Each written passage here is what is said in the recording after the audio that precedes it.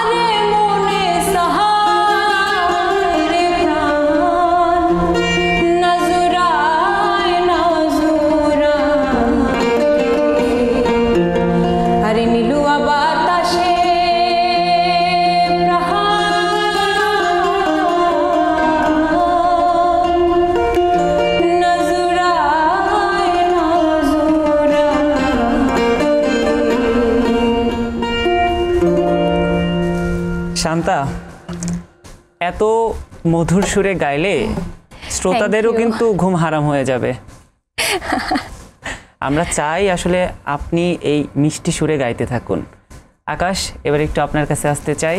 আমরা তো শান্তার বাবার পছন্দের গান শুনলাম, যেহেতু আপনি মায়ের অনুপ্রেরণায় গানের সঙ্গে নিজেকে যুক্ত করেছেন, এবার আপনার মায়ের পছন্দের একটি গান আমি আপনার কাছে শুনতে চাই। হ্যাঁ, অবশ্যই। এর আগে বলে রাখি, আমার আম্মা মারা গেছেন আজকে 5 বছর হলো। তো উনি আমার কাছ থেকে যে গানটা বেশি বেশি শুনতে চাইতেন সে গানটা কি করছি আমি। আমরা চাই আন্টির আত্মা শান্তি পাক। ধন্যবাদ। আর তার প্রতি আপনার যে ভালোবাসা আছে, তার যে স্বপ্ন পূরণে আপনি এখন পথ চলছেন, আপনার এই যাত্রা শুভ হোক।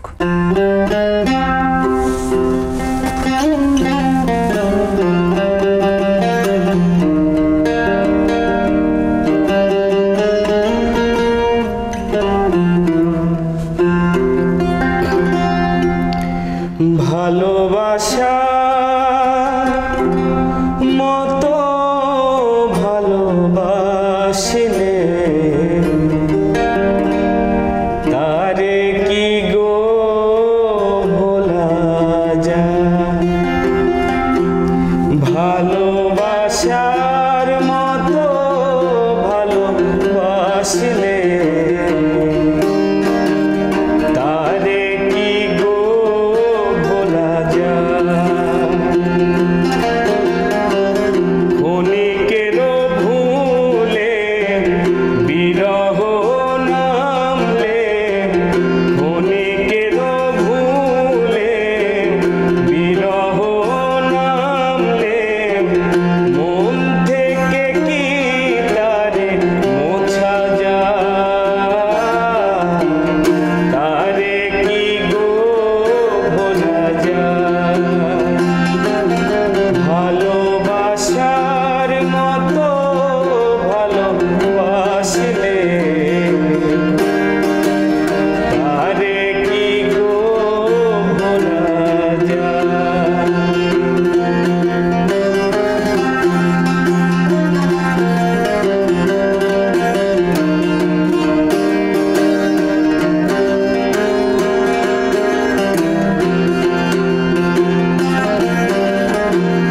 ভালোবাসা জাতি মানে না, কভু হাসি কভু কান্না। ভালোবাসা জাতি মানে না, কভু হাসি কভু কান্না। দু চোখে জলে ভরে কত ব্যথা সহ্য করে, দু চোখে জলে ভরে কত ব্যথা সহ্য করে, মন চেয়ে থাকে তবু তার আশা। তারে কি গো ভোলা যায়? ভালোবাসার মতো ভালোবাসলে তারে কি গো ভোলা যায়?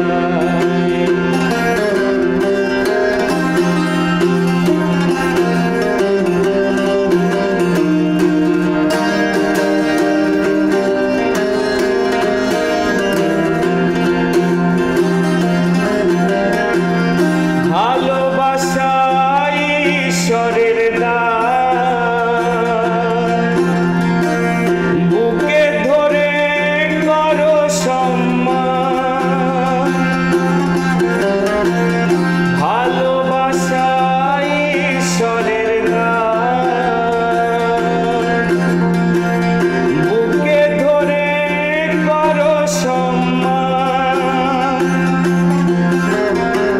সারা সারা রাত ধরে নেই প্রেম ঘুম কেড়ে, সারা সারা রাত ধরে নেই প্রেম ঘুম কেড়ে, বদনাম বঞ্চনা আসে গান। তারে কি গো ভোলা যায়? ভালোবাসার মতো ভালোবাসলে তারে কি গো ভোলা যায়? ভালোবাসার মতো ভালোবাসলে তারে কি গো ভোলা যায়? যত শুনছি আপনাদের গান ততই আসলে মুগ্ধ হয়ে যাচ্ছে। শান্তা, আমি একটু আপনার কাছে জানতে চাই, এই যে আজকে যে দুজনকে আমরা পাশাপাশি পেয়েছি, এই দুজনের একসঙ্গে গানের শুরুটা কিভাবে হলো? আমরা একই বিশ্ববিদ্যালয়ের, আমরা জগন্নাথ বিশ্ববিদ্যালয়ের এবং এবং একই একই বিভাগের। বিভাগের, সঙ্গীত বিভাগের। আকাশ ভাই তৃতীয় ব্যাচ, বিভাগের তৃতীয় ব্যাচ, আমি বিভাগের 8 ব্যাচ, 8ম ব্যাচ। মানে তো- আমার 5 বছরের ছোট, হ্যাঁ, 5 বছরের জুনিয়র। আমি ক্যাম্পাসে যাওয়া শুরু করি, ভর্তি হওয়ার পরপরই, ক্লাস শুরু হওয়ার আগেই আকাশ ভাই আমাকে প্রথম বলে যে ক্যাম্পাসে আসো, আমরা গানের আড্ডা দিব। তো এরপরে আমি গেলাম একদিন ক্যাম্পাসে, তখন ক্যাম্পাস বন্ধ, করোনা চলতেছে। তো এরপর থেকে আসলে শুরু আমাদের গান গাওয়া। এরপর প্রতিদিন নিত্যদিনের আড্ডা ছিল আমাদের সায়েন্স ফ্যাকাল্টি, আমাদের শান্ত চত্বর, অনেক অনেক গান করা হয়েছে, লালন চত্বর। ইভেন আমরা এমনও হয়েছে যে দিনের শুরুটা এবং শেষটা আমাদের একসাথেই, একদম আমরা গানের মধ্যে ছিলাম সারাক্ষণ, মানে একসঙ্গে সবসময় গাওয়া হতো দুজন। একদম মানে সারাক্ষণ আমরা, আমি যদি ক্যাম্পাসে না থাকতাম বা ভাই যদি না থাকতো, ক্যাম্পাসে গিয়ে ফোন দিতাম, ভাই কোথায় আপনি? তখন মনে হতো যে কিছু একটা নাই, মানে অপূর্ণ অপূর্ণ লাগতো আমাদের আড্ডাটা, মানে যদি না হতো। আর এখন তো আমাদের বছর হয়ে গেছে, মাস হয়ে গেছে, আমাদের একসাথে আর বসা আগের হয় মতো না, দেখা হয় না বা বসা গানও হয় না। করা হয় না তার মানে একসাথে। এটাই আপনাদের জন্য একটা সুবর্ণ সুযোগ।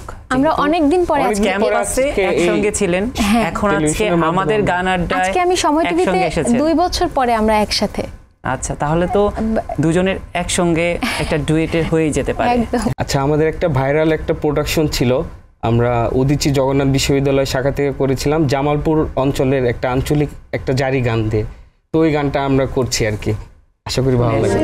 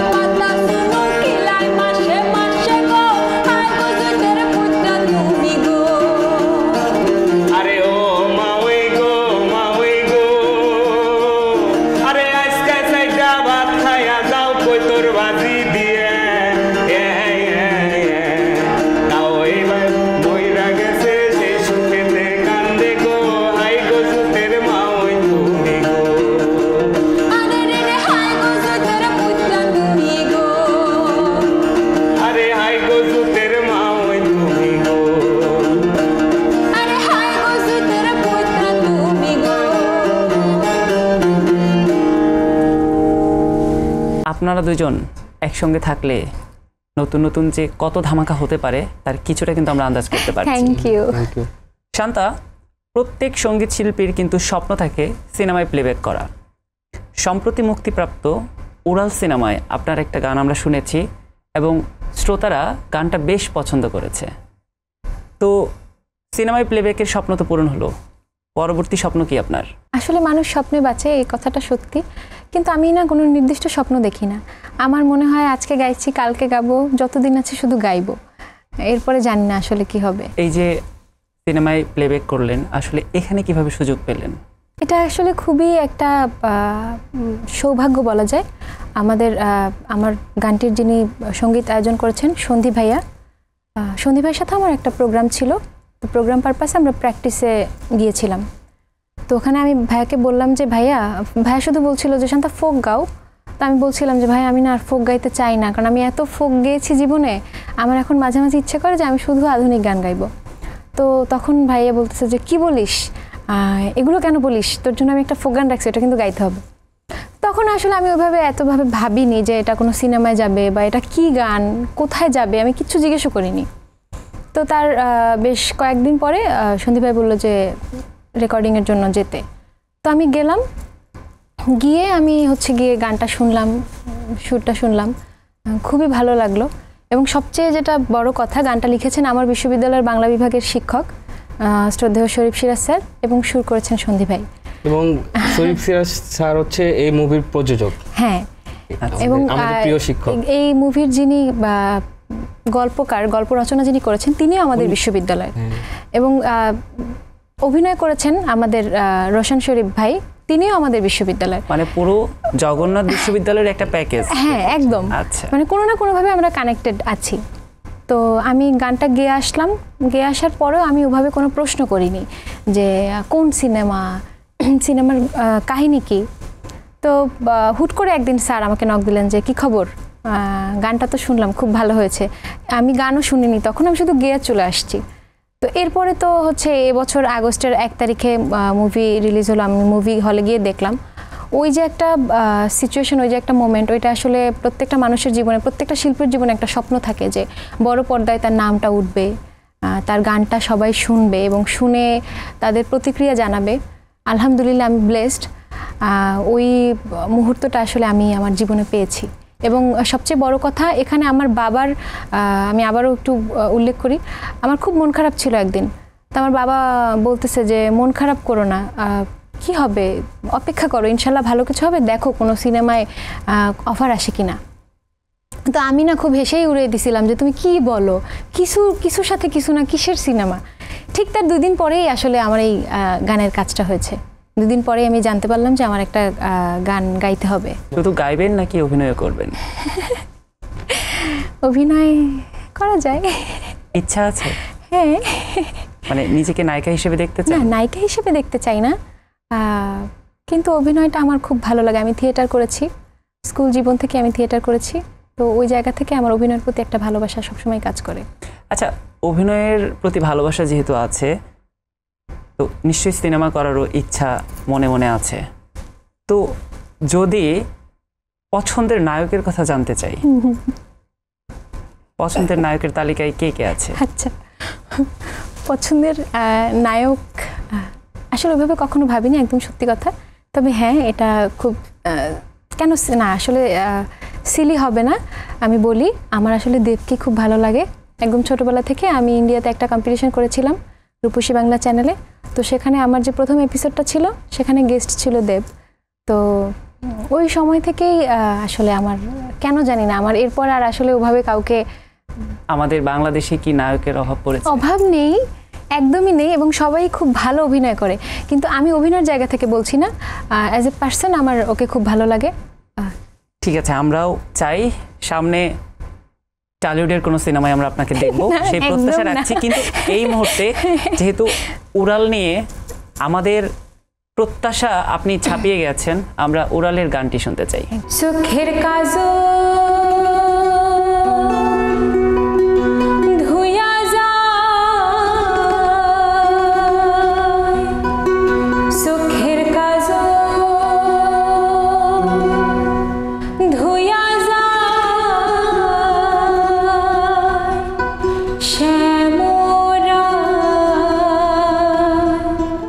কোন মথুরায় থুয়া যায়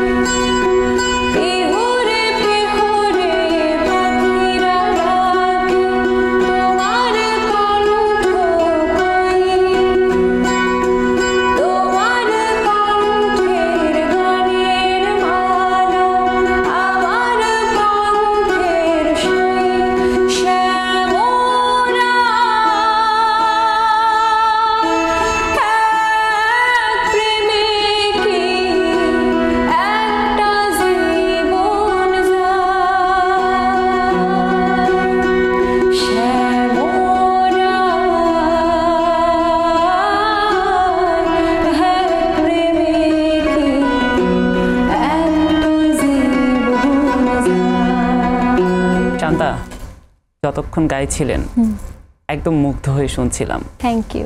গানটার মধ্যে যেমন মায়া আছে তেমনি প্রেম প্রেম ভাবও আছে।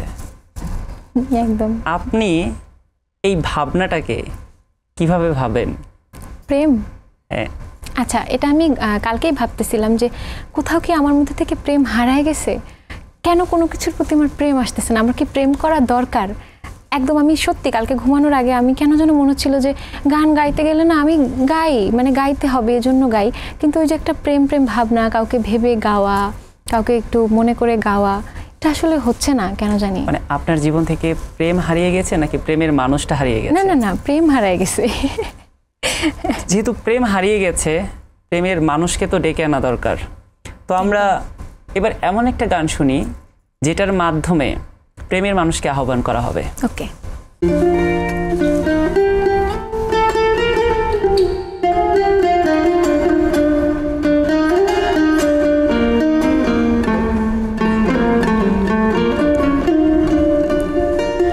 প্রেমের মানুষ কাদাইয়া,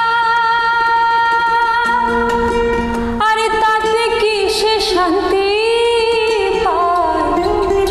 প্রেমের মানুষ কাদাইয়া, তাতে কি সে শান্তি পায়? ভালোবাসা এমন কেন, আরে হাসায় আর কাদায়? ভালোবাসা এমন কেন, হাসায় আর কাদায়?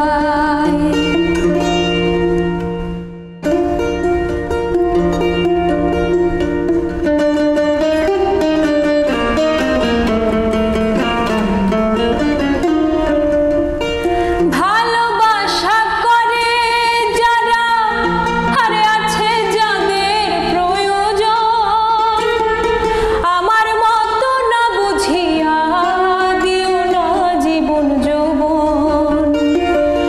ভালোবাসা করে যারা, আরে আছে যাদের প্রয়োজন, আমার মতো না বুঝিয়া দিও না জীবন যৌবন। না বুঝিয়া প্রেমাঞ্জলি দিও না বেঈমানের পায়। প্রেমের মানুষ কাদাইয়া, আর তাতে কি সে শান্তি পায়? ভালোবাসা এমন কেন, ওই হাসায় আর কাদায়?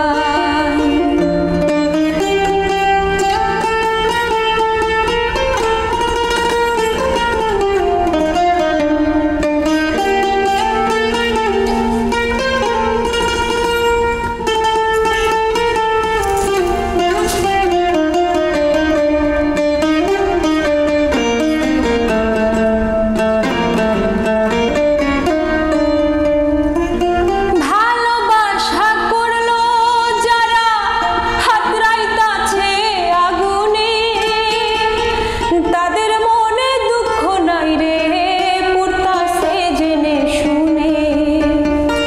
ভালোবাসা করলো যারা, ওই হাত রাইতাছে আগুনে, তাদের মনে দুঃখ নাই রে, পুড়তাছে জেনে শুনে। সালাম সরকার প্রেম রোগী, কখন ময়না উড়ে যায়? সালাম সরকার প্রেম রোগী, কখন ময়না উড়ে যায়? প্রেমের মানুষ কাদাইয়া, তাতে কি সে শান্তি পায়?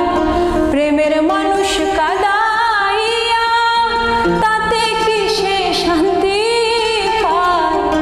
ভালোবাসা এমন কেন, হাসায় আর কাদায়? ভালোবাসা এমন কেন, হাসায় আর কাদায়? আচ্ছা শান্তা, যখন এই যে ভালোবাসার মানুষ কাঁদায় বা ভালোবাসার মানুষ ছেড়ে যায়, এর মধ্যে কোনো অপরাধ বোধ থাকে নাকি? তো আমার মনে হয় না কোনো অপরাধ বোধ আছে। কিন্তু যখন কাউকে ছেড়ে চলে যায় তখন কিন্তু অপরজনের মনে হয় না জানি কোনো অপরাধে। সেটা মাঝে মধ্যে প্রথম 2-1 মাস বা 2-1 বছর মনে হয়, এরপরে মনে হয় যে না ওর স্বভাবই এটা। কিন্তু এই যে এই বিষয়ে আসলে আপনার কথা বলার চেয়ে আমার মনে হয় গান সুরে গাওয়াটাই শুনলে একদম বেশি তাই। ভালো লাগবে। হ্যাঁ। না জানি কোন অপরাধে দিলা এমন জীবন, আমারে পোড়াহিতে তোমার এত আয়োজন, আমারে ডুবাইতে তোমার এত আয়োজন, হায় আমারে ডুবাইতে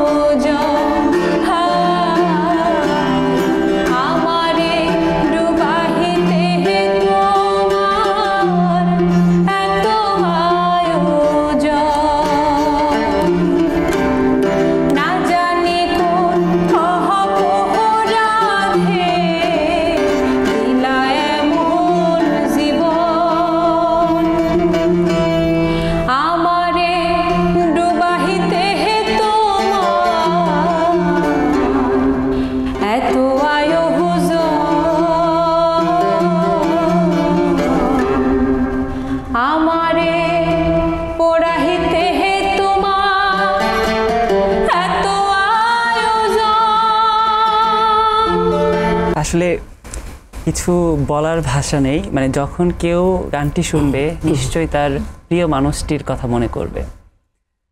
আসলে আমাদের যে আড্ডা শুরু হয়েছে, এই আড্ডা তো সহজে শেষ হওয়ার নয়, কিন্তু সময়ের সঙ্গে তো আমাদেরকে বিদায় নিতে হবে। হ্যাঁ। আমরা আমাদের আড্ডাটা শেষ করব দুজনের একসঙ্গে একটি গান দিয়ে। তার আগে শান্তা, আপনি আপনার দর্শকের উদ্দেশ্যে কি বলতে চান? আমার জন্য সবাই দোয়া করবেন, সবার জন্য আমার অনেক অনেক ভালোবাসা। আর আপনারা যতদিন গান শুনবেন ততদিন আমি গাইব। আপনাদের জন্যই আমি গান গাই, নিজের জন্যও গাই, কিন্তু আপনাদের জন্যই গাই বেশি। সবসময় আমার সাথে থাকবেন। আকাশ, একটু আপনার কাছেও শুনতে চাই যে আসলে আপনি আপনার শ্রোতাদের উদ্দেশ্যে কি বলবেন? সবার উদ্দেশ্যে এটাই বলা যে সবাই বেশি করে বাংলা গান শুনবেন এবং বাংলা গানকে হারিয়ে যেতে দেবেন না। বিশেষ করে বাংলা লোকসঙ্গীতটাকে ধারণ করবেন, যেহেতু এটাই আমাদের ঐতিহ্য। তো সবাই বেশি বেশি করে বাংলা গান শুনবেন, এই কামনা করি আর কি। আমরাও চাই আপনারা যেভাবে গান করছেন, যেভাবে শ্রোতাদের হৃদয়ে জায়গা করে নিচ্ছেন, আপনাদের এই যাত্রা আরও সুন্দর হবে। আমরা একদম আমাদের আজকের আড্ডাটা শেষ করব দুজনের একটা ডুয়েট গান দিয়ে, এবং খুব মজা করে আমরা গাইবো। গান শুনতে শুনতে আমরা আজকে বাড়ি ফিরবো।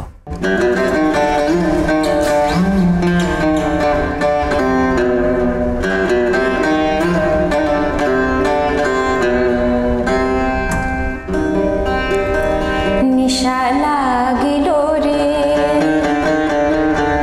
ওই বাঁকা দুই নয়নে নেশা লাগিল রে।